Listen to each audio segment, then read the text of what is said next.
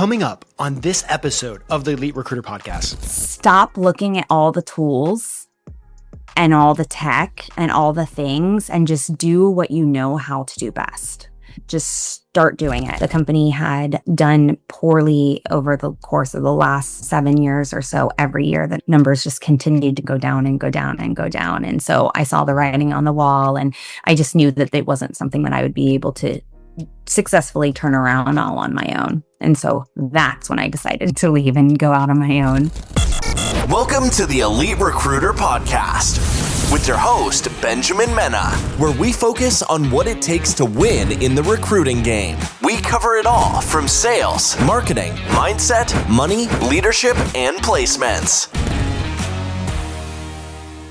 Admin is a massive waste of time. That's why there's Atlas, the AI first recruitment platform built for modern agencies. It doesn't only track resumes and calls. It remembers everything, every email, every interview, every conversation, instantly searchable, always available. And now it's entering a whole new era. With Atlas 2.0, you can ask anything and it delivers. With Magic Search, you speak and it listens. It finds the right candidates using real conversations, not simply looking for keywords. Atlas 2.0 also makes business development easier than ever. With opportunities, you can track, manage, and grow client relationships powered by generative AI and built right into your workflow. Need insights? Custom dashboards give you total visibility over your pipeline. And that's not theory. Atlas customers have reported up to 41% EBITDA growth and an 85% increase in monthly billings after adopting the platform. No admin, no silos, no lost info, nothing but faster shortlists, better hires, and more time to focus on what actually drives revenue. Atlas is your personal AI partner for modern recruiting. Don't miss the future of recruitment. Get started with Atlas today and unlock your exclusive listener offer at recruitwithatlas.com. I'm excited about this episode of the Elite Recruiter Podcast because we have a $1 million producer who later on started her own company. And here's the crazy thing. We've been talking about AI nonstop. I know we just got done with the AI summit and AI is changing the game. She actually vibe coded her own product too, without any software experience. Like, we're talking about what is actually possible for a recruiter to build something that they actually want, need, and can serve them. So this is going to be, we have a lot to unpack here. So this is what I'm so excited to welcome Jessica to the podcast. Jessica, welcome. Thanks, Ben. I'm super excited to be here. Your podcast is one of the very first recruiter podcasts that I started listening to on a regular basis, especially when I went out on my own. I wanted to follow along with what everybody else and all the other solopreneurs were doing, and I got some fantastic advice, and I've been a huge fan ever since. That's awesome. Real quick, before we start doing a deep dive, quick self-introduction. Yeah, so my name's Jessica Oliver. I'm from Orlando. I have 3 little kids. I have about 15 years of experience in IT recruiting. I just went out on my own in December after doing a mix of agency and in-house. I worked for startups, and then I most recently managed an account at Disney. And then December, I decided to take a leap, got tired of making a lot of money for other people instead of making it for myself. And it's been a journey since then. How did you even end up in this wonderful world of misfit toys, us recruiters?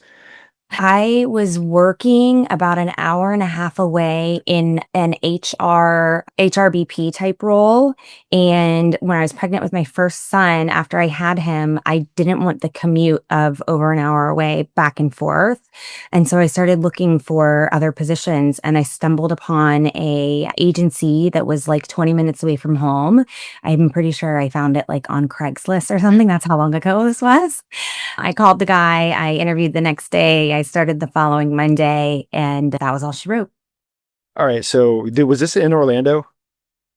It was in Lake Mary. When I worked in Orlando, that was the long commute. And then I went to work in Lake Mary, which was much closer to home.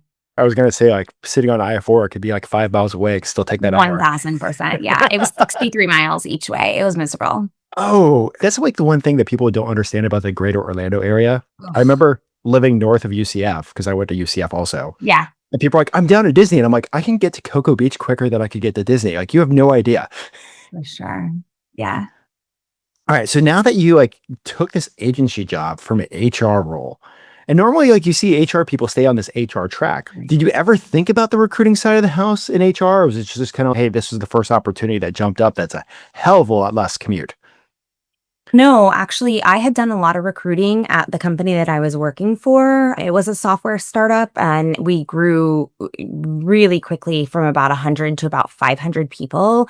And so I was doing recruiting and training and onboarding on a regular basis. My role had totally shifted completely to that.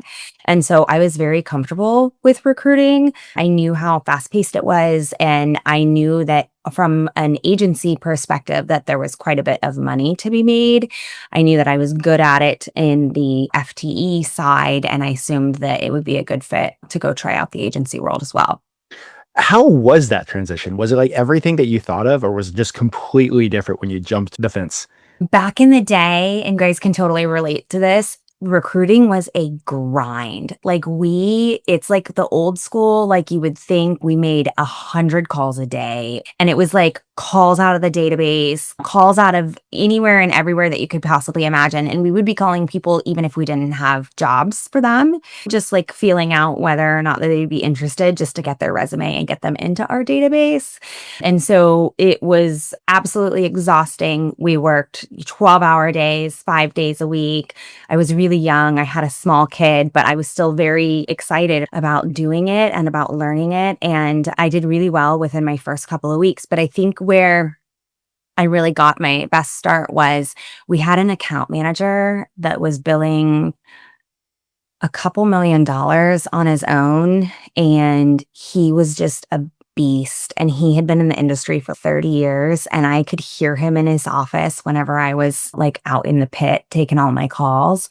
And so one day I just walked up to him and I was like, can I just sit in here and absorb everything that's coming out of your mouth? And he's absolutely, because it's only going to make it better for me because you're recruiting on my roles.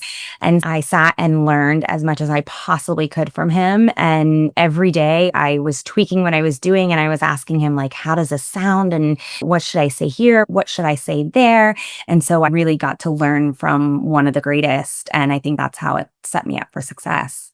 Okay, I got to stop right here because I don't want to say this is luck, but like I lived in Orlando. I knew how many recruiting firms there were.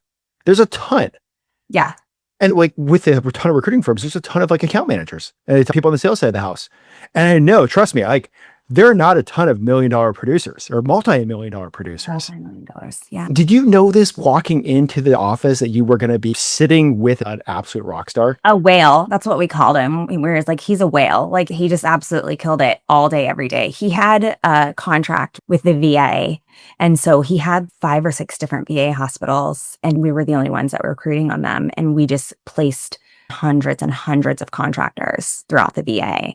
And so he was killing it. And I was like, that's exactly where I want to be. And they would talk about his numbers whenever we were in meetings, and he was doing $700,000 a year in take home. That was his take home pay. He had a party at this big, beautiful multi-million-dollar house. And I'm like, he got to here doing exactly what I could be doing with nothing more than what I already have. This is exactly what I want. And so I just absorbed as much as I possibly could from him.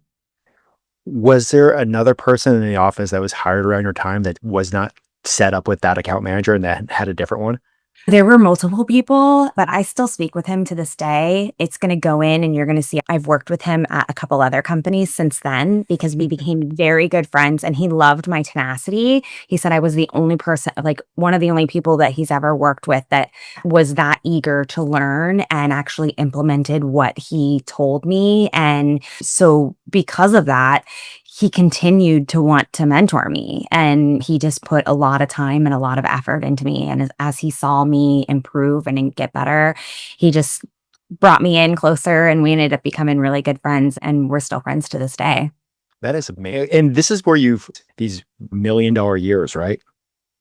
No, so we're not. No, We're not even there yet. We're not even there yet. No, we're not there yet. But the funny part about it is when we get there, he is my account manager that is feeding me the jobs that I need to get to these $1 million years. Back up a little bit in between, we had a startup client that was an actual client of ours that recruited me from the recruiting agency. Okay. And he came in and was like, instead of you doing this, why don't you come work with us full time? We need to build this out. It's a social media platform for celebrities and sports teams. It was a super exciting idea. So I left and I went to work for them full time.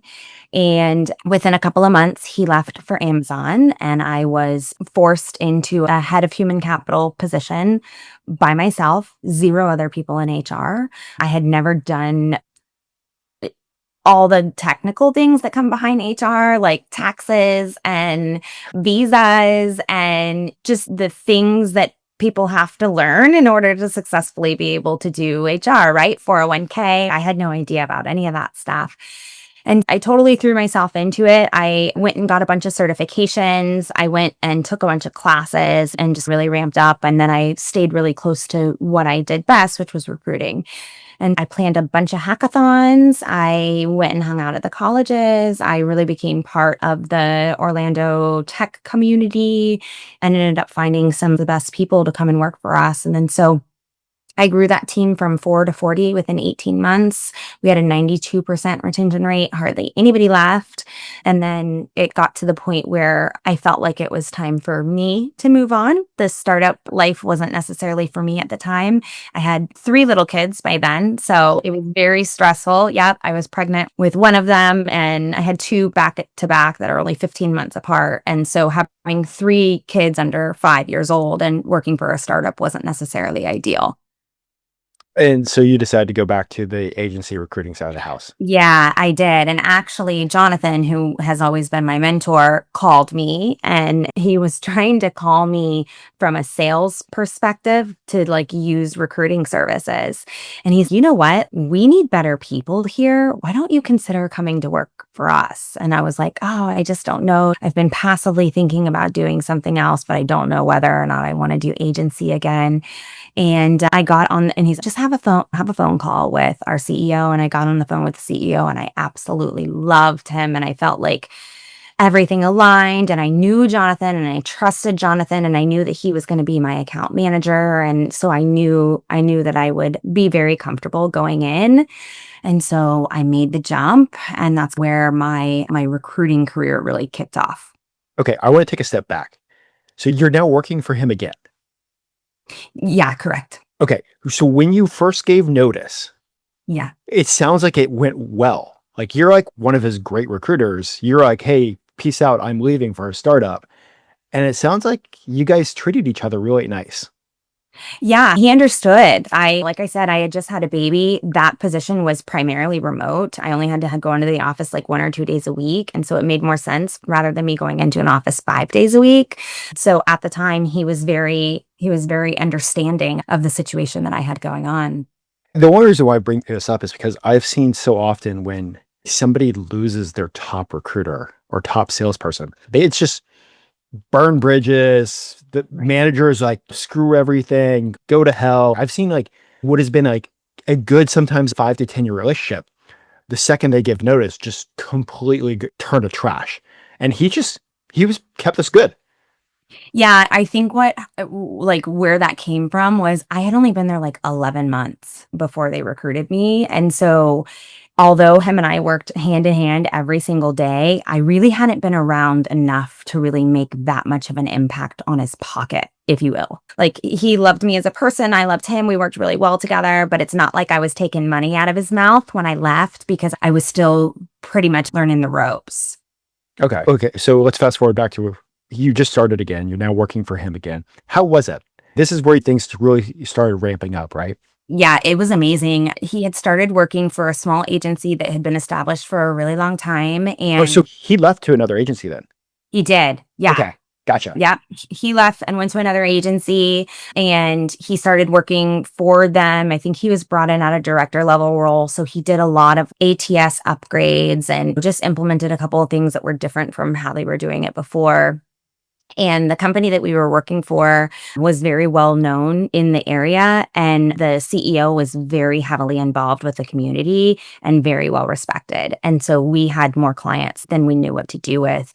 And essentially the guys were account managers more than they were business development, but they did have a business development aspect as well. And so I came in as a recruiter and just started very quickly filling the positions that they were bringing to me. We had 2 BDMs AMs and 2 recruiters. So it was like a 1-to-1 ratio. And I was doing between 3 and 4 placements a month between $100,000 and $200,000 basis. So I was averaging like, I've got a board over here, about $160,000 a month in placement fees. So about $160,000 a month in placement fees, you started averaging, which is absolutely phenomenal. Yeah. And like you were there for 5 years. Can you talk about what you were doing for those 5 years?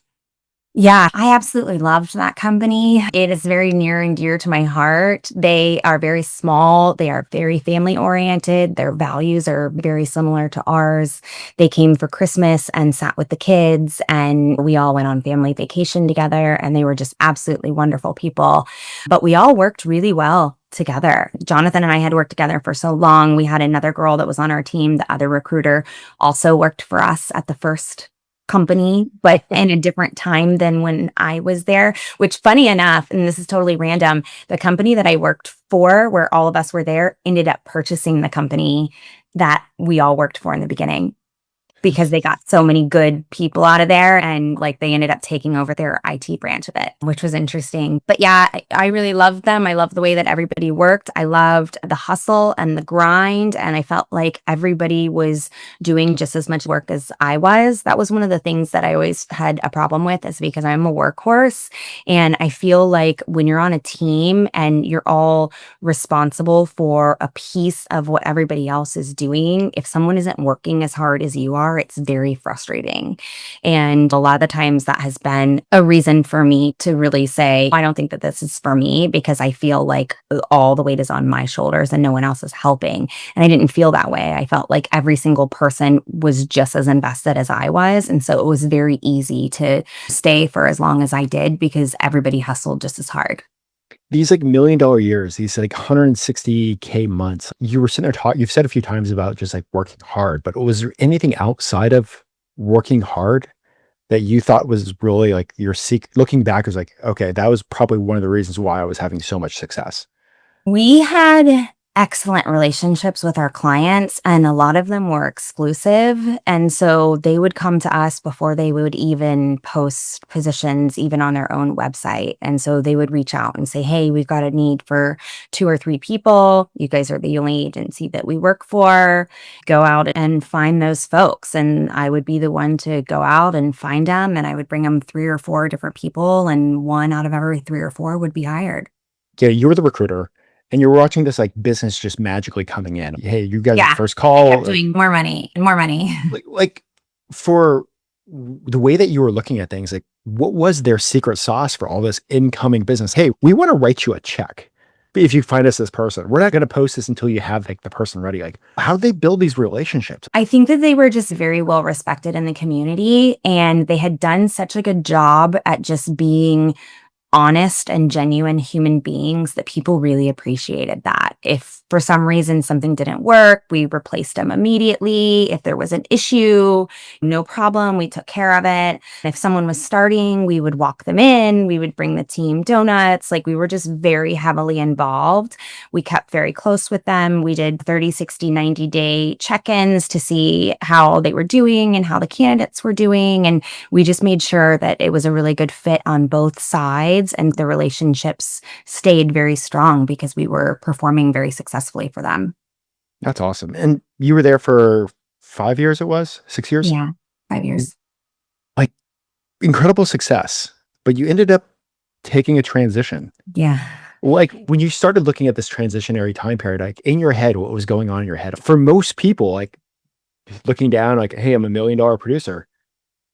That's great. Yeah. And it got to the point where it's like, hey, I'm $1 million producer and I'm working maybe 20 to 30 hours a week, realistically, because everything had gotten so easy. But I think that was the problem. I think I became very complacent. Every year I was doing more and more. And so like I had a $700,000 year, and then the next year was like 860, and then the next year was like in the 900s. And we weren't growing as a company. We added no more business development people, even though we absolutely could have, and there could have been way more growth. I didn't necessarily want the growth opportunity as far as upward mobility is concerned. I'm one of those people that I would prefer not to manage just because I feel like it would take money out of my pocket because not a lot of people can do it as good as I can, as crappy as that sounds. But I never wanted to manage a team. So it wasn't necessarily that. I really thought that because we were bringing in the business and filling it so quickly, that if we were to add a couple more account managers or a couple more business development people, that we could have twice the amount of work that we had. And the fact that we were doing as well as we were doing while I was only working 30 or so hours a week was really a sign that we could have grown and we could have done so much more, and we didn't. And I started thinking, if I'm able to do as much as I'm doing right now on a 4-person team, imagine what I could do if I went somewhere where I had 4 or 5 different account managers, where I had 25, 30 positions to work on at the same time. Okay. And that was like the start of you looking at making a switch. It was, yeah. It was a real grind. I got reached out to by Amazon. I interviewed, I got an offer. I went to go put in my notice and I took a counter. And then 6 months later, I still decided to leave because, like we talk about, like counter offer as a countermeasure, it never is. The whole reason why you thought about leaving in the first place is never really fixed. Like it's just dealt with at the time. 6 months later, I was like, we're still in the position where I feel like I could do so much more. And I wasn't. So it was time for me to move on. And you moved on to a place that gave you a ton of recs. Yeah, I did. I replaced someone where the person that he was dealing with directly was doing $3 million a year, only on the business development side. I'm pretty sure that the guy worked 24/7. But because of that, he was very, I don't want to say anything too much, but he was an interesting character, and him and I just didn't get along. Okay. So is that kind of what pushed you to go start your own business? So there's one more thing in between there. So yes, so I had already planted the seed that I wanted to go out on my own, because by this time I'm like 37, 38, and I had already been in the business for so long. And I was like, all right, my next step needs to be something big. And so I went to that agency. I was there for about a year. I did well, but it really was not a good cultural fit for me. And I was reached out to by a company that did professional services, and they had the Disney account for 30 years. And they gave me the opportunity to do both sides. They needed someone to come in and manage the account and not only place people in the positions that were open, but to build better relationships with the hiring managers and make relationships with the managers that we don't already have people on their teams. And so I thought that was a great kind of segue for me to be able to learn the other side of the business. Now, mind you, I have never done sales or business development in my life. So all of those numbers that I was doing was solely recruiting. Didn't really have the foundation for it, but I was like, I'm ready. I can't imagine how difficult it would be. We had 3 people on the team. 2 of us were boots on the ground in Orlando at the physical Disney office, and there was one of them that was out of state. Within the first 6 weeks of me being there, they eliminated everyone but me, and I was completely on my own. Good luck. Yeah, pretty much. And so I had to just figure it out, and I did extremely well. I started going and having regular meetings with the hiring managers on a regular basis and really listening to them and really staying in constant contact and tweaking what they were looking for. And they had positions open for 7, 8 months at a time, numerous positions on the enterprise PMO, and 7, 8 different agencies had worked them, and they just were not getting any success. And by the 4th month that I was there, I had filled multiple of the roles. And every month I was putting more and more people on that team.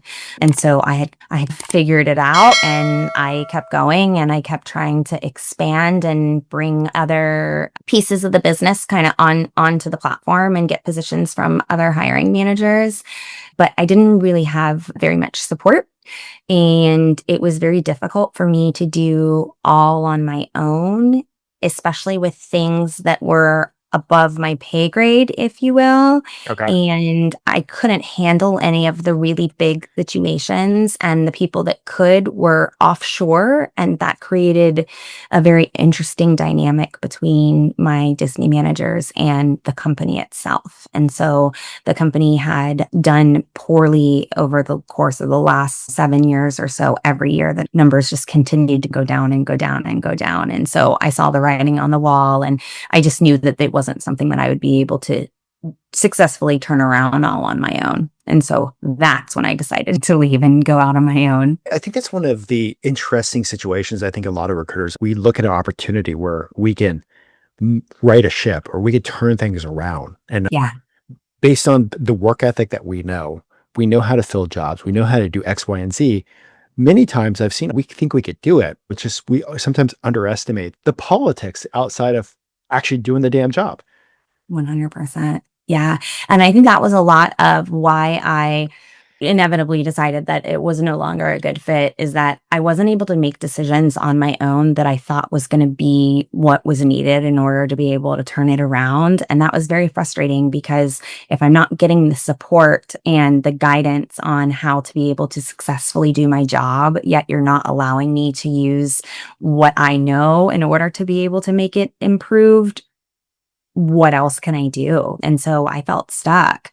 And so I inevitably decided it just wasn't a good fit anymore. And then I did not want to go into HR. I knew that recruiting was where I wanted to be for the rest of my career. I had built a huge network, and I had a lot of managers and high level people in my back pocket. And I was like, you know what? Now's a better time than ever to just go out on my own. So you made the jump. Yeah. How was that first month for you? I couldn't even tell you, because the first 3 months, it's just like I don't even know what I did. I know I spent a heck of a lot of money, but I can't even tell you what I did on a regular basis. I was so overwhelmed. Like, not having the business development piece was very difficult. I don't advise anybody at all to try and go out on your own and not understand or never have had experience trying to bring in your own business. It seems like whenever you're in a company and you're getting positions and stuff, and you have people that love and respect you, that it's not going to be that difficult. And that wasn't the case. Like, it was still extremely difficult for me to bring in business. And so I actually reached out to Clark and took his digital recruiter course, because I wanted to figure out how to bring myself into the new age with online and personal branding. I knew that was the direction that everybody was going, but I had zero expertise, because the companies that I had worked with have been very traditional. And so we only ever used LinkedIn Recruiter and job boards, and relied on applicants and the very cookie cutter, like you would think of a small agency.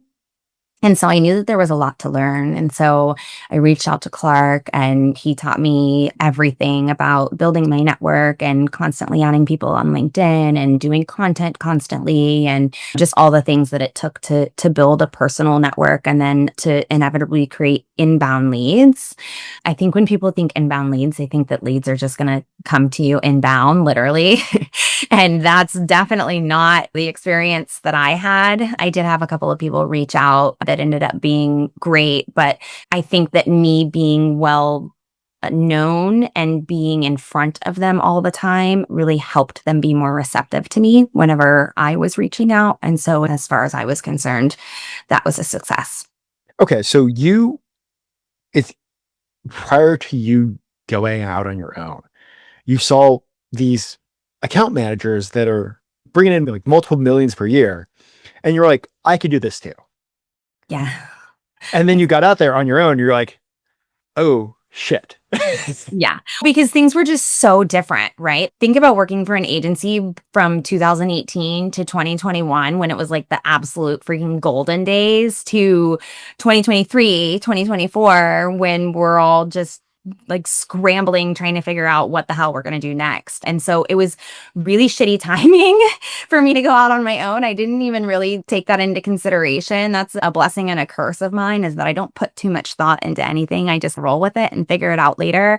And it ended up being the best decision I ever could have made. But there was a huge learning curve in the beginning, and I'm still learning things every day. From Clark, what would you say would be the number one takeaway that you learned from him? I would say just with posting consistently, but the way that he sets it up is like genuinely posting things that are helpful for people.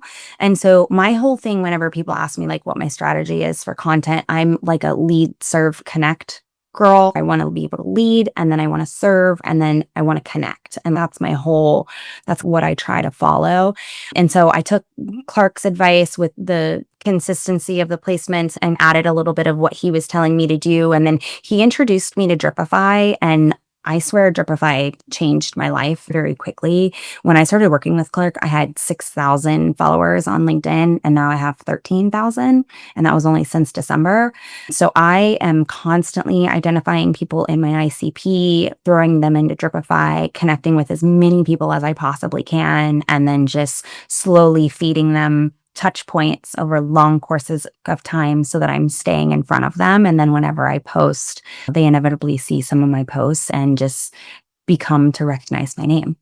And that's really helped with business development? Yeah, oh yeah, huge. And looking back on you getting started, like you've been in the business for a while, you've been recruiting for a while. If you could look and to have a conversation with yourself, what was it, 11 months ago when you started your own company? What would you tell yourself? What advice would you give yourself with knowing what you know now? I would say stop looking at all the tools and all the tech and all the things, and just do what you know how to do best. Just start doing it. I had already known LinkedIn Recruiter. I would highly advise getting a mentor or getting a coach or getting someone that is successfully doing what it takes to be successful right now, like within this last year and within 2024, and learn whatever they're doing and continue to learn from lots of other people as well. But I think that I spent a lot of time and a lot of effort and a lot of money on different tech and different tools, thinking that it was going to make it easier and it was going to make it faster and it was going to make it more organized. And it actually did the complete opposite. Like I just felt like I was trying to relearn processes every single day. I was trying to figure out things that would work that weren't actually working. And then it would take a couple weeks and then I'd say, oh, this isn't working. I need to figure something else out. When the entire time I could have been using a pen and a piece of paper and actually doing work and generating business rather than spending so much time trying to get set up. I see that happening a lot right now. And we have stuff coming at us on a constant basis, Overwhelmed. saying that it's going to solve all our problems. But in reality, they just create more problems. 100%. Yeah. I think I get hit up like 1 to 2 times a day about new recruiting tech products. And I'm like, I can't. That's what I tell people. People are like, but I'll give you a free trial and you can, and I'm like, no, like I don't even have the mental capacity to be able to learn anything more right now. Like I just can't. I use Juicebox, and Juicebox is absolutely revolutionary. I will sing to the rooftops about them. Every single placement I have made this year has come from Juicebox. I have been able to act as 5 people as a one-person business. I have multiple agents that run 24/7 that I swap out different positions on, and I have been able to find some absolute top-notch candidates that have never even considered maybe considered historically, but were not at all considering making a move. But because I sent them 4 really compelling messages, finally they were like, you know what? All of this sounds really interesting. I'm open to having a call. And if they haven't talked to anybody else, there was nobody else on their radar. They weren't even considering making a move. They were totally happy. And then they were just interested in learning more. And then they ended up being submittals. And then it ended up going through the process. I have 2 people right now that are interviewing for the same head of position. And both of them are coming from competitor number 1 and competitor number 2 of the company. And both of them are doing the exact same job for the competitors right now. And both of them are actively interviewing, and neither of them have interviewed since they started working with the companies that they're currently working with. They were just so compelled with the Now company and what they're doing and the mission and the vision. And I think that's a lot of the name of the game these days with, is it the millennials? I get confused with all that, or the Gen X's or whatever. I get confused with all that. But like the 20s to 35s, I think that they're all so mission driven that the money doesn't matter. There's not a lot that goes into it other than really being able to capture their attention and show them what kind of impact they can make with the company and what kind of impact the company is making. And if you can sell that and you can paint a really great picture for opportunity for them and what they're going to be able to be a part of, 90% of the time I can get them interested. So real quick, Juicebox has been a sponsor for the last few summits I've put on. Yeah. If you want a trial for Juicebox, go to the bottom of the show notes. I'll try to find a discount code and drop it in there so that way you could definitely check it out. But I want to ask you a question about the Juicebox agents. What do the agents actually do for you? Yeah. So I have 2 different agents and I give them prompts. And so I tell them my niche is startups, a lot of them in San Francisco, very early stage, like Series A, just got significant rounds of funding and they're growing exponentially. Founding positions, forward deployed engineers, very interesting roles that have not been around for a very long time. And so they're all pulling from the same companies because these new other startups are the only ones that are using these technologies and using these roles and combining these positions together. So the market is very tough. They look for top echelon as far as school and pedigree is concerned, top 20, top 50 schools. They want a combination of early stage startup and big tech. And so those people that are identified as that on LinkedIn are getting bombarded with messages all day, every day, because there's only so many of those people out there. And so my Juicebox agents, I tell them exactly what I'm looking for. So I say, I need a forward deployed engineer that has experience in a early stage VC backed startup living in San Francisco that is an expert at TypeScript. And then I say, go. And then it chooses a couple different profiles for me to approve and calibrate to make sure that we're on the same pace. And then it has me add a sequence. And then so I do a 4-part sequence, a message, and then a message 2 days later, and then a LinkedIn request, and then a LinkedIn message, and then a message 2 days later after that. And it just the messages just constantly build on themselves. I give as much information as I possibly can as far as funding and what they've been doing and articles where they've been in the news and places where they've been mentioned lately, and just to try to give them all the information up front. And I have ended up uncovering a ton of people that are not actively looking, that are not on LinkedIn, that are obviously not on any of the job boards, just because Juicebox is, I think they're up to 80 different sources, but they're pulling from I think it's 80 different sources of where these people hang out, which is totally different from anything else that's out there. So like product designers are all on this site called Dribbble, and it's like a portfolio site. And so now I'm recruiting directly from Dribbble. I'm recruiting directly from GitHub. I'm recruiting directly from Reddit and Stack Overflow and all these places where the developers hang out and they're signing up in order to be on these platforms. Juicebox has the data for all of those individuals. And it's exactly what I'm looking for from a startup perspective. Okay, so utilizing these agents to help you do your recruiting business, is this what also got you towards this thing called vibe coding? Oh, so I just became absolutely obsessed with AI, which I know you are too. I started implementing like a lot of my own automation. I worked with Parker Cheney too, who has ended up becoming a very good friend of mine. And he's like a wizard when it comes to automation. And so him and I were just like bouncing ideas back and forth off of each other. And then when Cursor came about and I started hearing about vibe coding, I just knew that it was possible for anyone. I just knew that if you learned it and you learned it now and you moved fast. See, the way that I think is so different because I'm so heavily involved with startups that I can see what they're doing and it's so different from everything else out there, but it's so exciting. I'm working with 5 to 10 people teams that are doing $50 million ARR. running AI platforms, numbers that the world has never seen before. These are the high touches. These are unicorn companies that are multi-billion-dollar companies that have only been around for the last 2.5 years. And so it's very inspirational to me. And I love to move fast and I love to solve difficult problems. And I was like, you know what? Like, I'm talking to these kids, literally these kids every day that are doing like these gigantic numbers and solving all kinds of these really real world problems. Like I'm working with a client right now that does a payment system platform for farmers, which is really cool. And so a lot of the platforms are like vertically integrated for these very antiquated and manual industries like electricians and just a lot of things that are historically very manual and very time consuming. And they're automating a lot of that for them. And they're putting them on these AI platforms and they're just changing these people's lives because they're becoming so much more efficient than they were before because of these platforms. And I was like, man, that to me sounds so awesome. And I became interested in the GovCon space and I went to a conference and I met two gentlemen and I was talking to them about what kind of tips they would give to somebody that was new to the federal government space.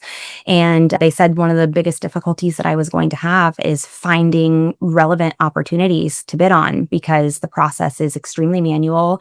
It all goes through this one very antiquated system and you have to dig and dig. And a lot of them have people that are employed specifically to do that for 10, 20 hours a week. And I was like, man, that definitely sounds like something that I could automate and the AI could really help with. And one of the gentlemen jokingly said, if you can build it, I will pay for it.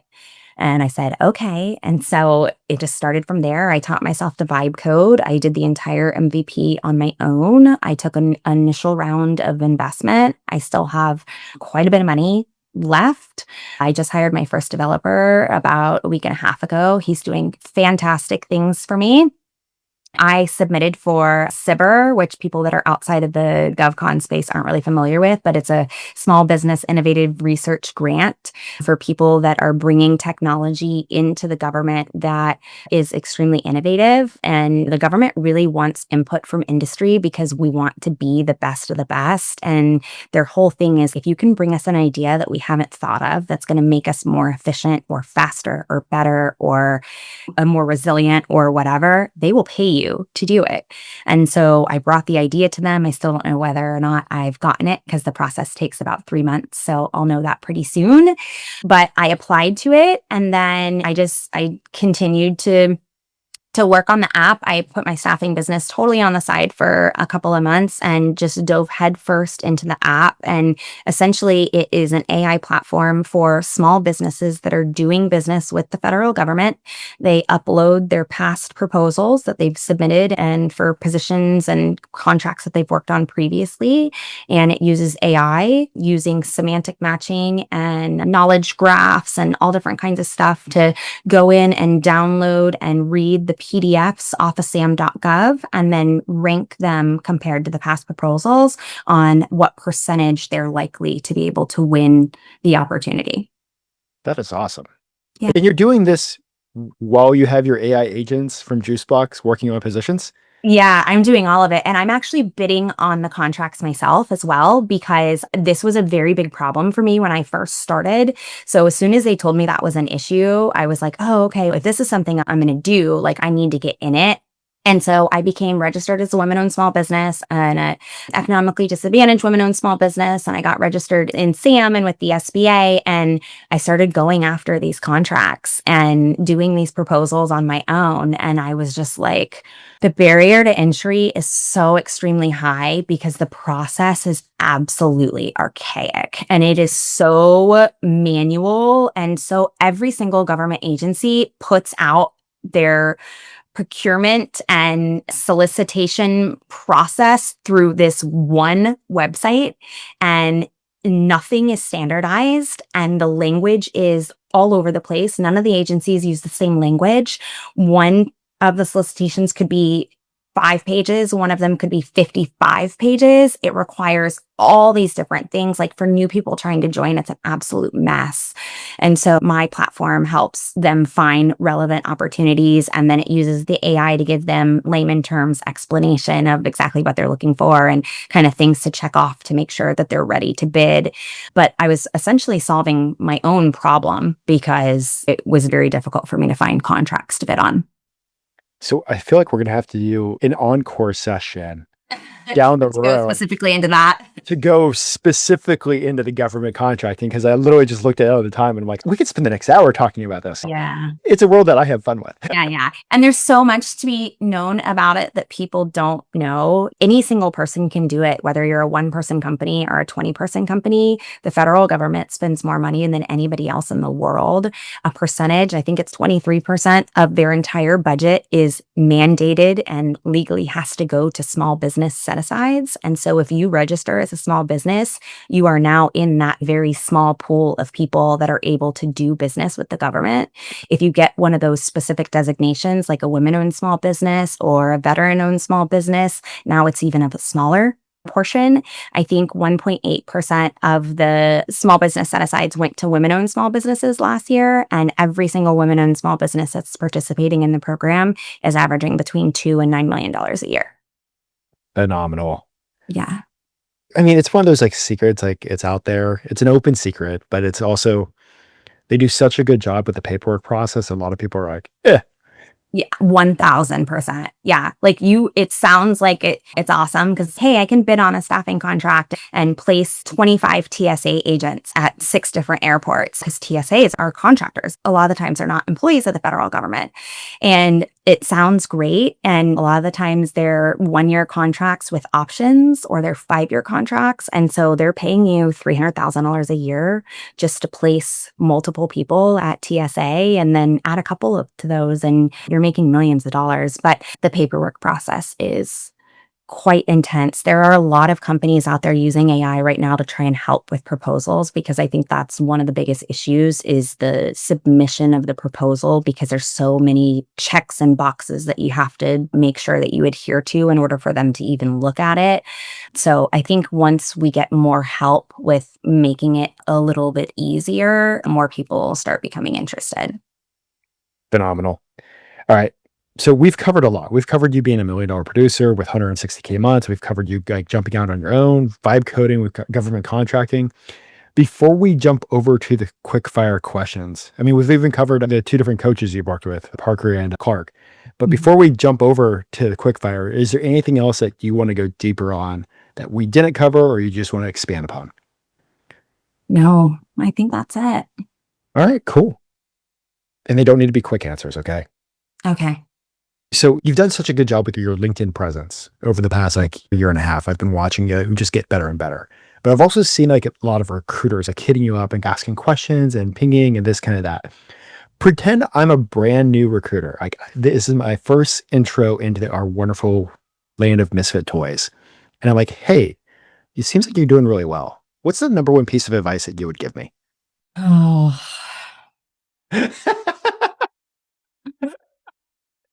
The number one piece of advice or a question that I would want them to ask me, Ben, you're throwing me off. The number one piece of advice I would give is to just be ridiculously transparent about everything from the get-go, because you don't want to waste their time. You don't want to waste your time. You don't want to waste the hiring manager's time. Nothing good comes out of keeping anything from anyone. So from the very first conversation, you talk about everything that they would need in order to be able to make an educated decision on whether or not they would want to be part of the opportunity that you're presenting to them. And then make sure that they have thought long and hard about that in between each interview so that as you get to the end, you know that it's a decision that they're not making on a whim and that they've actually put some thought into. This next question, I'm going to switch it up a little bit. I want you to think about another recruiter that's been sitting in the seat, kind of like almost just like you, where they've been in the industry for a while and they're looking at, I don't want to say even making a jump, but they want to expand their toolkit of, hey, let me actually start foraying into sales. What's the number one piece of advice that you would give to somebody that's just been in the recruiter chair that needs to get the sales skills? reach out to somebody that is really good at it. Go to one of your summits, reach out to multiple of your people. The very first summit that I did of yours that was back in, I think, February or so, I did preliminary calls with a lot of those people. I did one with Deep. I did one with Parker. I think I did one with Mike Ames. I just wanted to find out who was doing the best things that would align with what I was trying to accomplish so that I could have the blueprint in order to be able to get there as fast as I can and as fast as I could. And me trying to do it on my own in the beginning was a very bad idea. And it set me back exponentially as far as ramp up time because I had no idea what I was doing. And she was talking about I think it was the sales and BD summit that I had at the very beginning. It was at the beginning of the year, I think. Yeah. And I'll be doing another one of those, just focus on sales and BD. Probably. Yeah, it was awesome with Dante and his step-by-step and just everybody. The information gathered from everybody I bought the replay. I review them all the time. Like, it's just worth its weight in gold. Has there been a book that has had a huge impact on your career? Oh, I love so many different books. I love Mel Robbins' Just Let Them. The whole premise is exactly like it sounds. Like, whatever anybody else thinks, just let them. Like, it's as simple as that. And so I've had to do a lot of mindset work over the last couple of months because it's been very stressful and very overwhelming. I was historically always the breadwinner. My husband is a detective and he makes good money, but never what I was making. And so for me to just quit my job and go out on my own with zero income became very stressful for me. And so I really needed to find my confidence and be able to drive myself forward and to say, no matter what I'm doing, I'm absolutely going to make the best out of this and I'm going to be the best. And this is where I'm going to see myself in this period of time, and then just put one foot in front of the other and just continue to go. And so I started listening to Joe Dispenza about the power of positivity and the affirmations and listening to myself and really believing in myself and not waiting until I'm totally ready in order to make a move. I think you just said something super important, not waiting until you're totally ready.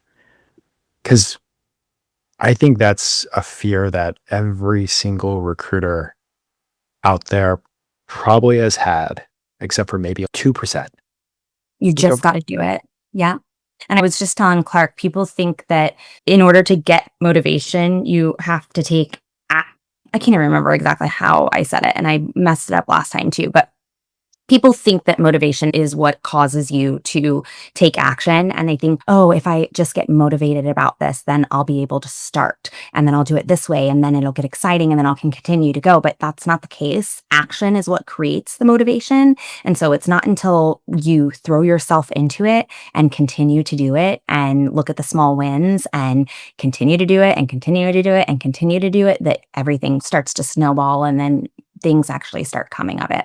So with everything that you've been handling, you've launched your own company, you're got investments, you're building a product while still recruiting with AI and this and that, but you have an awesome husband, you have 3 amazing kids.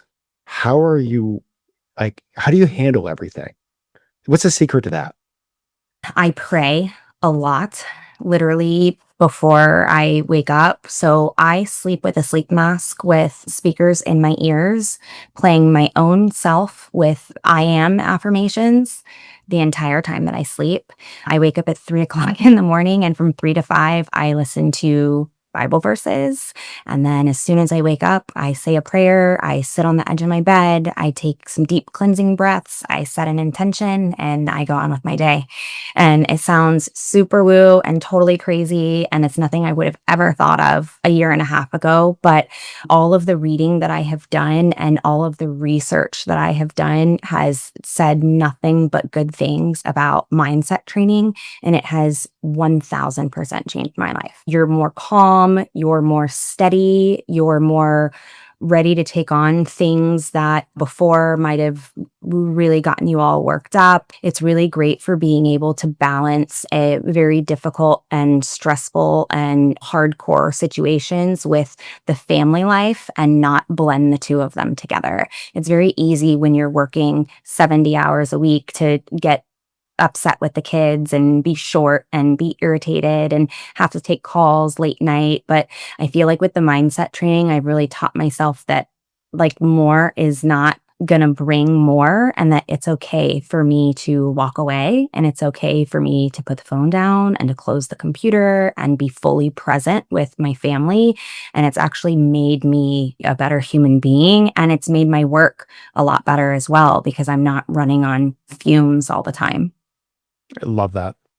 Back to you being like all over social media. I see a lot of questions you have. Like people giving you questions about like, how have you been a top biller? How are you vibe coding? Like, I think your vibe coding post had something like, what was it, 500 comments asking you questions about it?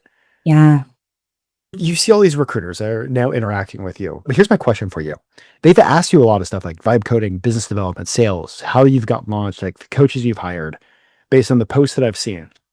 You're having these conversations even offline. Like in all these conversations you're having, is there a question that like the recruiters that you wish these recruiters would actually ask you, but they never really do?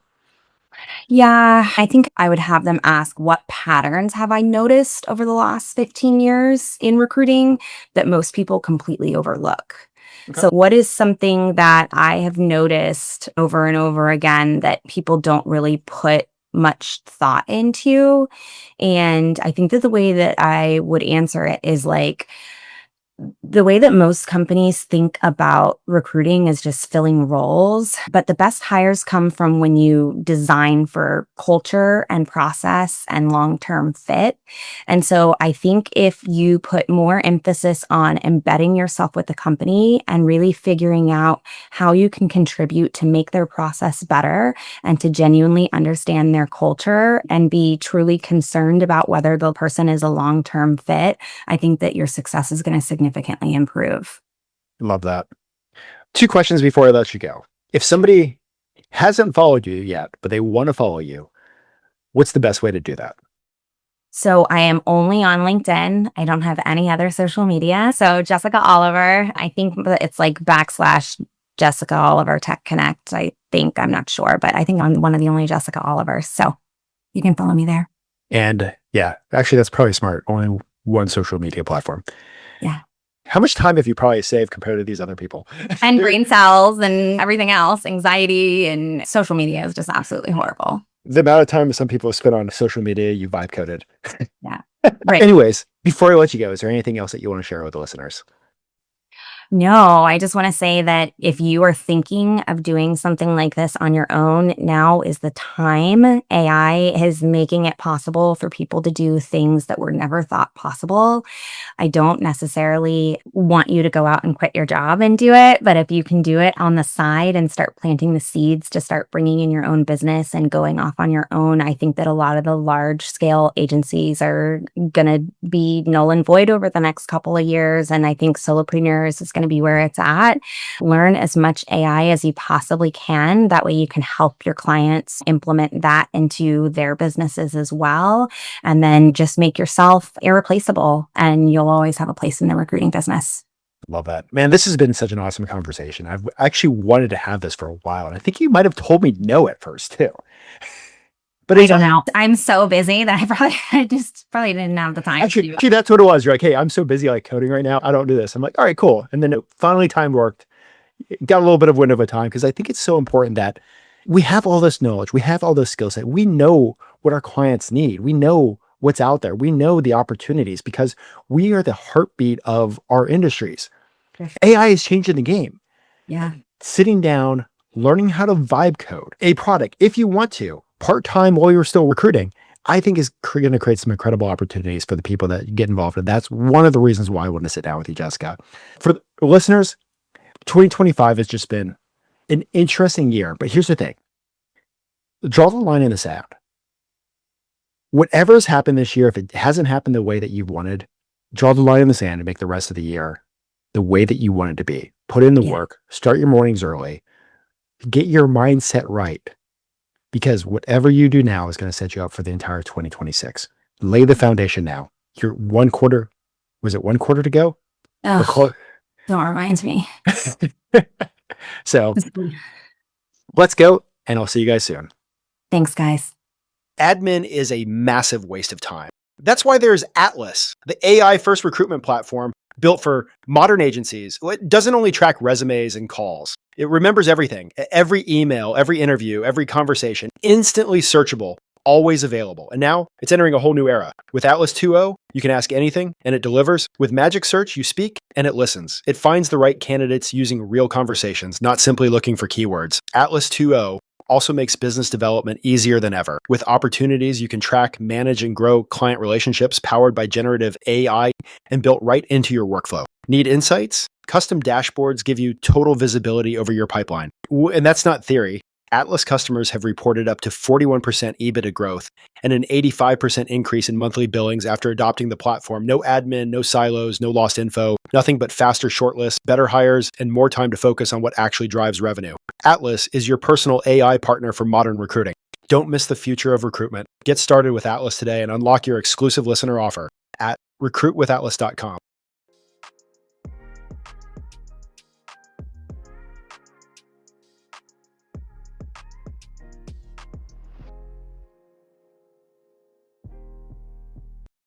But I didn't really have very much support.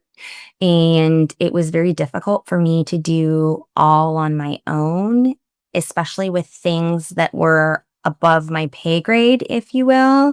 Okay. And I couldn't handle any of the really big situations. And the people that could were offshore. And that created a very interesting dynamic between my Disney managers and the company itself.